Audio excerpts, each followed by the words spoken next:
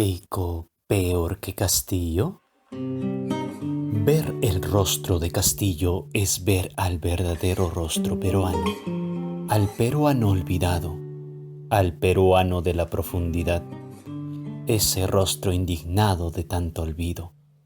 Sin embargo, ese rostro también refleja que es el rostro donde la educación dejó descuidada, donde preferimos concentrarnos en las ciudades y dejar el resto del Perú en la ignorancia.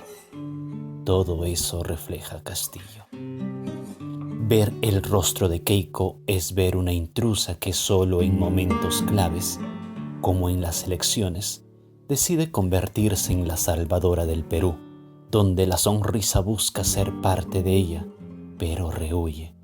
Sus emociones negativas lo ofuscan, la cargan. Parece una nube negra a punto de explotar en un aguacero de odio sin límites.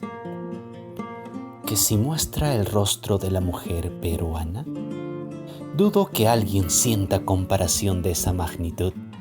Se me hace difícil ver lo bueno en ese rostro. Pienso y ya creo encontrarlo. Es su terquedad ante la adversidad. Es su levantamiento ante la derrota. Pero ni siquiera eso es bueno. Esa terquedad es solo el cinismo, ya que esa adversidad es la misma que fabricó su padre y ella. Su levantamiento solo lo hace por el resentimiento cuando termina derrotada. Entonces, ¿con eso es suficiente para decir que Keiko es peor que Castillo? No. Ni este video completo será suficiente. ¿Soy seguidor de Castillo? Para nada. Sé todas las patas de donde cogía este señor. Pero después de tanto pensar y pesar en la balanza de los peores candidatos de nuestra historia, esta es mi conclusión. Castillo tiene a Cerrón, un exgobernador regional corrupto e incapaz. Como Keiko tiene a Alberto Fujimori, un expresidente sentenciado por muchos delitos, y el proceso sigue. Asimismo, Keiko tiene a Keiko, presuntamente investigada por tener una organización criminal donde ella sería la dirigente. Tiene a un Congreso acostumbrado a entorpecer leyes favorables para el Perú.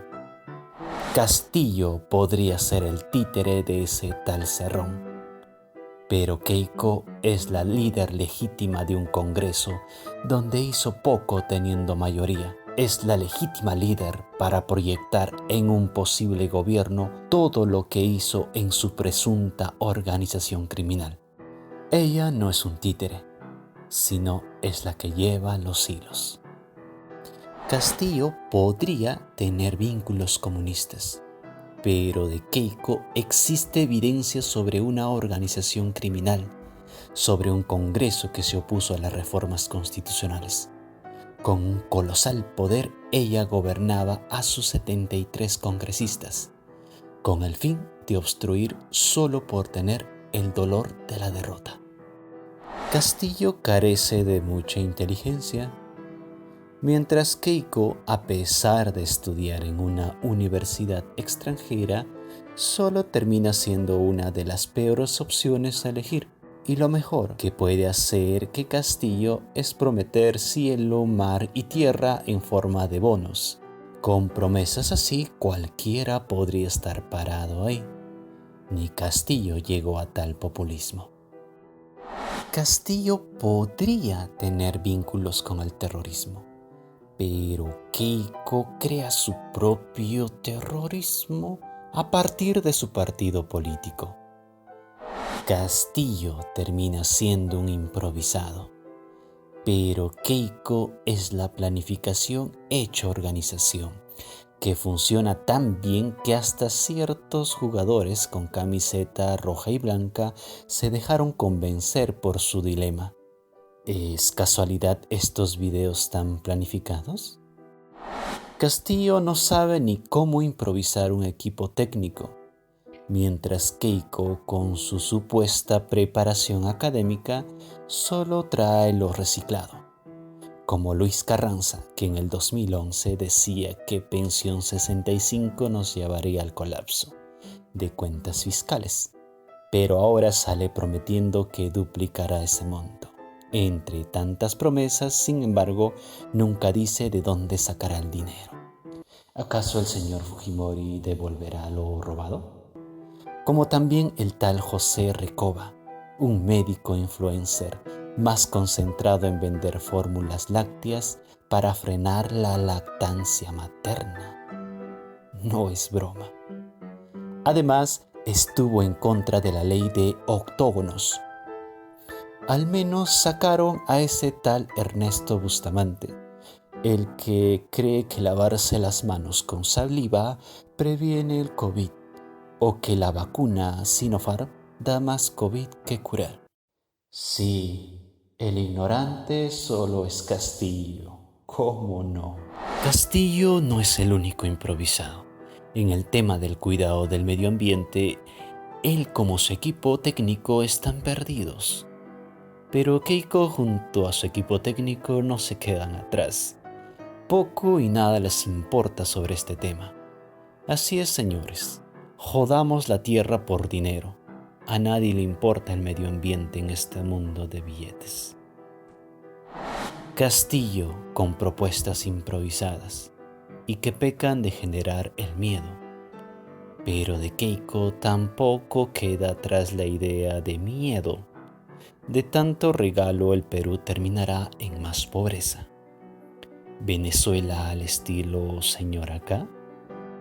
Castillo, que dicen que más se dedica en sindicatos en vez de enseñanza, pidiendo licencias, mientras Keiko en su época de congresista tuvo 500 faltas en 5 años de congresista.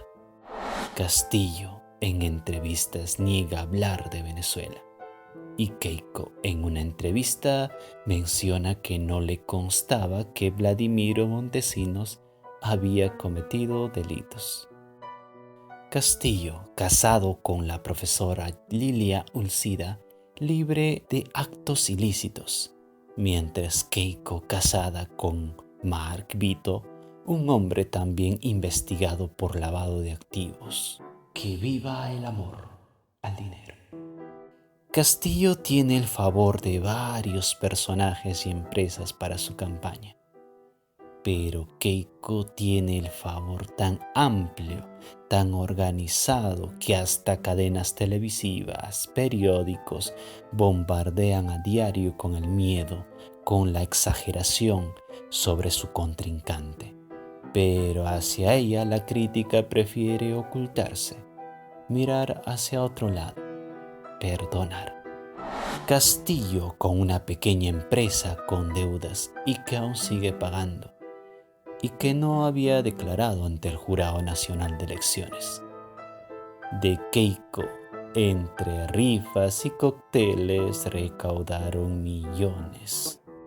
Y sobre regalitos de Odebrecht otros millones. Y más millones, que si te cuento a detalle terminaré aburriéndote.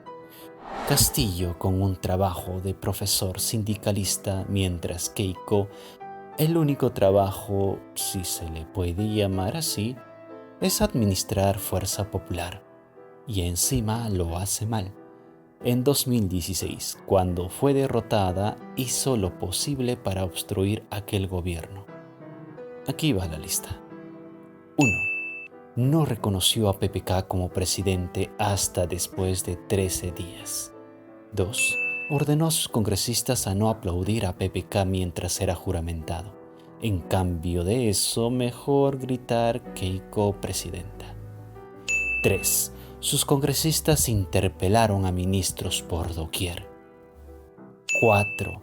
Archivaron la reforma política. 5. También quisieron hacerlo con la reforma educativa, SUNEDU. 6. Si no era un tema que les interesaba, se iban para dejarles sin quórum.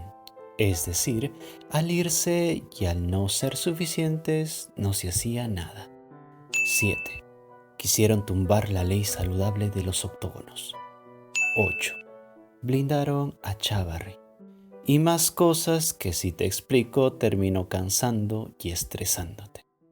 En fin, Castillo no es ni de cerca el candidato promedio, es un candidato mediocre. Y no reconocerlo es rozar el fanatismo. Un hombre que desde las huelgas ya había indicio de querer un sitio político, pero al parecer no hizo mucho por esforzarse. Rehuye de los libros y solo confía en su experiencia. Craso error. Razón de que alguien astuto como un señor Cerrón pudo aprovecharse para llevarlo a su partido y ligarlo con sus ideas. Sin embargo, este Castillo en su viaje sin un rumbo fijo puede en el camino encontrar aprendizaje o terminar embarrado por algún astuto. Como alguien dijo, Castillo es la incertidumbre. No sabremos qué vendrá. Sí, todos aborrecemos al terrorismo y no queremos volver a vivirlo. Pero esto es más improbable de suceder que ver un régimen fujimorista tratando de acaparar a cada institución.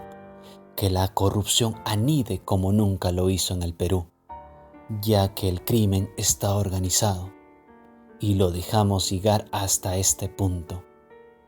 ¿Qué diremos a los estudiantes si llegamos a tener a este personaje como presidenta? Antes aspiraban a ser presidentes. Ahora ese trono está decreciendo hacia el drenaje, donde una señora acusada a 30 años y 10 meses por presuntos lavado de activos, organización criminal, obstrucción a la justicia y falsa declaración en procedimientos administrativos, está a punto de ser nuestra presidenta. La ignorancia sobre la política nos dejó con estos dos personajes, tan nocivos. Es como si nuestra patria nos dijese: ahí está, es lo que te buscaste, y seguirá siendo peor si no pones atención la próxima vez. Elige y carga con la culpa, pero sobre todo, no saltemos de alegría con estos candidatos. Esa parte debe omitirse. No lo merecen. Merecen ver a un pueblo que estalla si se equivocan. Merecen vernos disconformes para que el temor ayude a no pasarse de la raya. Al menos que el bicentenario empiece con ciudadanos despiertos. Es lo menos que merece. Y esto fue Por la Supercultura. Y a seguir buscando más cultura para no pasar por estos terribles momentos.